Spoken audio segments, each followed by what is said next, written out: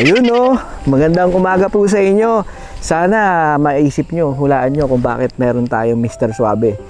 Maraming salamat po ulit sa pagbabalik dito sa Agri sa Agri. Magpapakilala po ako.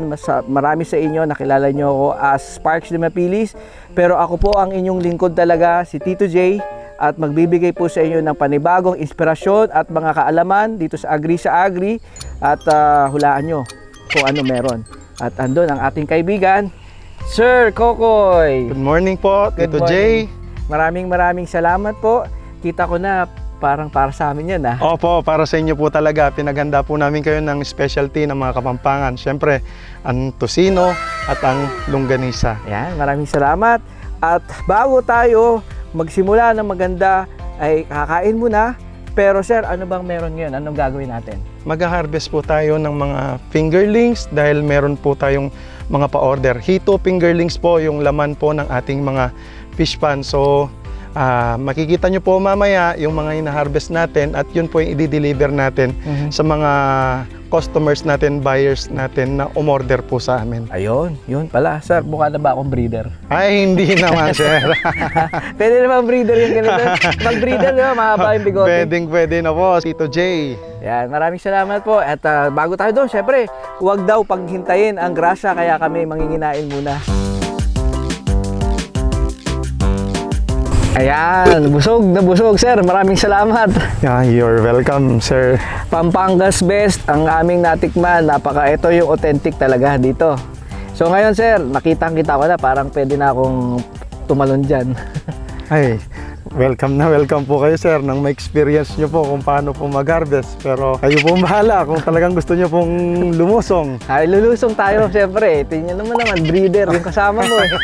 Tara, sir. Yan. Kaway naman sa camera, mga boys. Yan, mga kahito. Kahito. Yan ang mga kahito.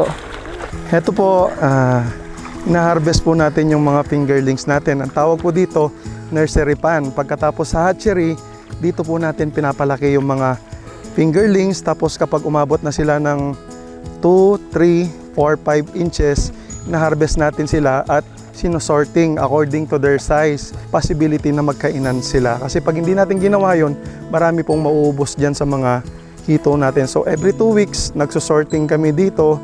Nang sa ganon, magkakasama yung magkakasize. Kaya makikita nyo maraming butas sa mga fish pan natin dahil dyan natin pinaghihiwa-hiwalay yung mga 2 inches, doon naman 3 inches, doon naman 4 inches, 5 inches. At meron din tayong mga good size na kalaunan, ginagawa din natin silang mga breeder. Ang hito po, ito po yung mabibili natin sa palengke na mapapansin nyo, itong kakaiba, meron siyang 2 bigote.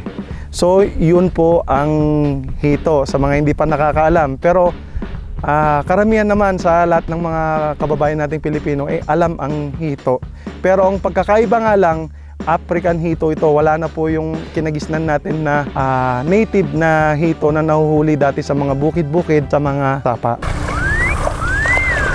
Ayan. So, kita nyo na ang sexy legs ng breeder. Lulusong tayo dyan. Si Gabi, ang mahiwagang sexy legs din. Ayan, ating mahiwagang kamay, ating cameraman, lulusong muna. Sana madulas ka! Sana madulas din ako. Yeah. Hindi naman tumaladal. Ayun, burak.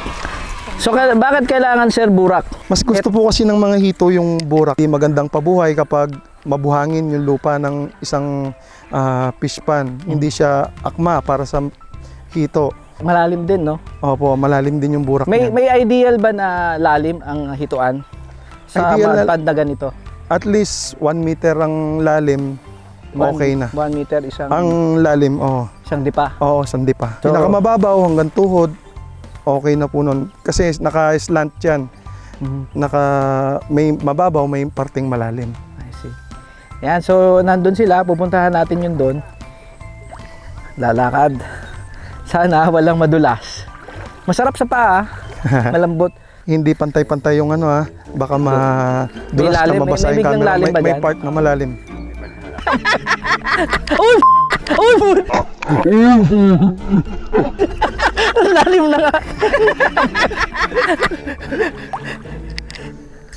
medyo mahirap po talaga maglakad kasi yung ilalim is talagang parang clay. Pwede kayong gumawa siguro ng pot. Sa sobrang lambot, lumulubog yung paa mo. Kaya may mga, katulad nito, mataas. Yan, pero yung iba mababa. So, kung tatanga-tanga ka katulad ko, baka madulas ka maya-maya lang. Yung hilaw. Ayan, talaga. kailangan. Para may formation. Oo, may formation sila na hawak-hawak nila yung, meron kasi pabigat yan sa ilalim. So, dapat hindi lulusot pa ilalim yung mga fingerlings. So, kaya sa ibabaw nakikita nyo may mga chinechinelas. Hindi siya lumulubog. Diyan natatrap yung mga fingerlings natin. So, estimate natin dito, gaano karami kaya makuhuli natin sa pad na ito alone? So, dito sa pan na ito alone, siguro hindi siya bababa ng mga 40,000 pieces. Wow! 40,000 na fingerlings. Etong size na to, ilang weeks na siya? Or months? Magwa 1 month na siya. Magwa 1 month? Oo, magwa 1 month na siya. Ito ba, dito na rin yung hinatch o dinala nyo na lang dito? Dinala na lang namin dito. So, Kasi puro nursery pan lang dito. nursery pa. Ang hatch, pinina-hatch namin siya sa Bulacan. Oh, meron talaga kayong Oo, hatchery, hatchery. kung saan nandun ang mga breeders. Nandun din po yung location ng mga breeders. Ayan. So, one of these days, dadalawin din natin ang kanilang hatchery Opo. sa Bulacan. Ano yung mga proseso pa bago mabitawan dito? Baka makawala. Tumutulong pero pinapakawalan yung isda. Tinutulungan niya akong tumakas ng mga hito. Kailangan nakayuko ganoon para walang takas. Opo. Sir, nakahiga ka na dyan? O malalim talaga? Kaya ano lang, katayo po. Nakatayo ka na dyan? Ang malalim. So, ang ginagawa nila ngayon, etong net na malaki from dun sa dulo, tinutulak nila dahan-dahan yung net malalim, mga 1 metro din or hanggang tuhod. Kaya sila nakayuko. Para pagtulak nila gano'n dahan-dahan, yung mga fingerlings nandun lang sa loob ng net. At doon i-guide nila sa loob ng pinaka-cage na kung saan sasalukin na lang. Yun ang aabangan natin kung gaano karami. Nakikita nyo po yung mga medyo parang bumubula-bula na gano'n. Yan na po yung mga hito na mga maliliit, mga ganyan. So, kitang-kita ko marami talaga. Usually, pagkababa mo dito, from sa hatchery, ano yung mga proseso para i-condition yung mga fingerlings? Usually sir, inaabot yan ng mga 3 weeks to 1 month. Kapag pisa sa hatchery, mga ilan days po doon, mga depende po sa condition, minsan 10, 11 days, ganyan, 12 days, binababa na po namin dito. Dito na namin sila palalakin noon. And then, papalakihin nyo dito ng Oo, ano ng katagal? mga 2, 3, 4, 5 inches. Depende na po yun sa order po ng buyer. So pag binaba nyo dito, gaano kaliit lang siya? Maliit lang po siya. Kung minsan, kasing size lang po siya ng dahon ng ipil. Oo, parang centimeter. Fry lang po siya kung Fry minsan. talaga. Opo. Tapos 2 to 6 inches. 2 to 5 inches po, pinalalaki 5. namin. Bago siya umabot from fry na maging 2 to 5 inches. 1 month, ganyan. 1 month. Opo. Pero 2 weeks pa lang, meron ng mga 2-3 inches. So hindi rin pantay-pantay yung Hindi paglaki rin po nila. pantay-pantay. May mga sadyang matatakaw, may Opo, sadyang opo. mahihina. Ano naman ang pinapakain nyo? Pag fry pa lang po siya, fry booster, mga hanggang 14 days noon. Pagkatapos po noon, nagpa-fry mask na po kami, tapos pre-starter. Pre-starter. Tapos eto naman, paghangon natin, meron na kayo agad Buyer po. buyer na Sila po yung nagpapag-grow out naman, yung mga buyer natin. sa grow out na nila. Opo, sila yung nagpapalaki ng 3, 4, 5 pieces per kilo. I see. Kung saan-saang lupalop na. Opo. Kahit saan parte ng Luzon po, dinideliver po namin yan. Shoutout sa lahat ng mga gustong maghito dyan. At kung gusto nyo pong umorder ng fingerling sa amin, maaari po kayong mag-chat po. Hanapin nyo lang po yung Facebook page namin, Pampanga Hito Fingerlings, tsaka Koi Hito Fingerlings. Mag-message lang po kayo. Nagdi-deliver po kami at nagbibigay po kami ng free guidance sa pag-aalaga po ng hito. Sa lahat po ng subscriber ni Tito J, mga masugid na taga-subaybay ng Agri sa Agri, order lang po kayo sa amin, i-deliver po namin sa inyo. At ang mga hito dito na nag-a-assist, ang mga tatay at lolo, kasama na ba yan sa order? Pwede na. Anong pangalan mo, kuya? Si Kuya Jeric. Yan, eto si kuya dito na magaling kumapa sa ilalim. Sa kapaan, magaling. So may kailangan ba tayong iwasan dito pag hinahangos? Opo sir, kailangan bantayan natin na kapag uminit po yung tubig, dapat mahango na sila bago pa magtanghali dahil marami pong mamamatay kapag napabayan natin na uminit na, nakatirik na yung araw, nandyan pa rin po sila. Ito sir, mga 40,000? Saan nga hopefully, nasa ganun ang makuha natin or higit pa. May nakita nga ako, may tilapia pa eh. Oo, yun yung mga putok na tinatawag namin dito. Dati kasi siyang fish pan ng tilapia to, kaya meron pa rin yung mga nangingitlog na tilapia. Oo, may tira-tira. Tira-tira. Ang dami.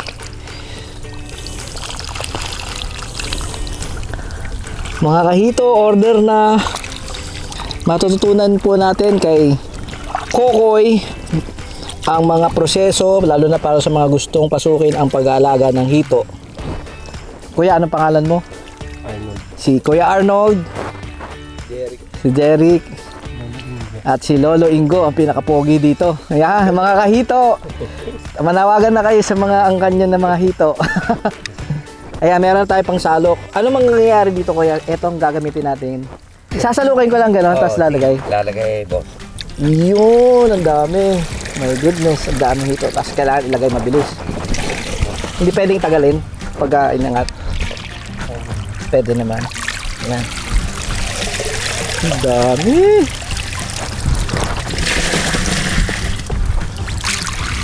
My goodness. Yan, yan. Mga kahito, dito lang sa Agri, matututunan niyo po ito kay Kokoy. Siya nga pala, mga taga-subaybay ng Agri sa Agri, siyang aking maganda at sexing asawa. Siya si Tisay. Yan, kita-kita naman, Tisay. Ngayon, nandito tayo sa proseso ng pagsusorting. Hinihiwalay natin yung mga fingerlings according to their sizes. Bakit kinakaukaw? Kasi kinakaukaw para lumusot doon yung mga maliliit, lulusot doon yung 2 inches sa mga butas-butas. Ang matitira doon, yung mga 3, 4, 5. Siyempre po, ang ma-advise ko sa mga viewers natin, napakaganda pong kumita sa paghihito. Tulad niyan, nakapaglabas po kami ng bagong sasakyan, nakapag-expand po kami ng fish pan namin, nadagdagan yung mga fish pan namin. Patuloy lang tayong lumalaban. May kasabihan nga, ang umaayaw, hindi nagwawagi. Ang nagwawagi, hindi umaayaw.